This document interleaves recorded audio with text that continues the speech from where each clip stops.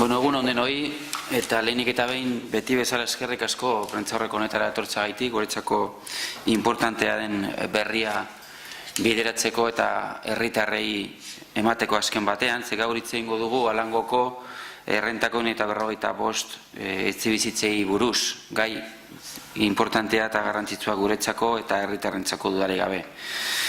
Otsailaren 23 izango da, edo izango dute, azken eguna Etxebiden, oraindik izena emanda ez dutenek, Algorta auzoan, Alangoko errentako 155 babes ofizialeko etxebizitzaren promozioan apuntatzeko. Getxoko udalak berehala hasiko du 155 etxebizitzak adjudikatzeko prozedura, beren garaje eta trastelekuekin. Gazteentzako errentako etxebizitzen lehenengo promozio publikoa da Getxon. Etxeak egiteko lanak 2013aren amaieran hasi zirelarik. Eta aurreikusita dago, proiektu hau, promozio hau, urte honetako amaieran amaituta egotea.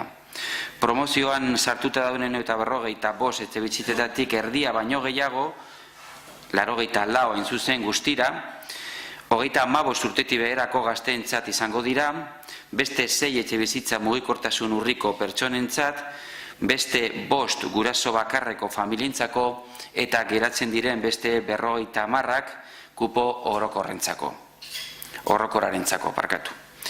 Gogoratu nahiko nuke jarduera hau gure udaltalde gobernuaren eta alderdi sozialistaren arteko edo adostutako etxebizitza plangintzaren barruan sartuta dagola, Getxoko hiri lurzoruan babes ofizialeko promozio publiko eta pribatuak bultzatzeko.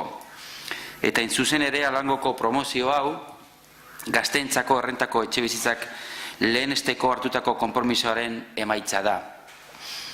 Oso urrats garrantzitsua delarik, etxebizitza bat eskuratu ahal izateko batez ere gazteei zuzenduta baitago.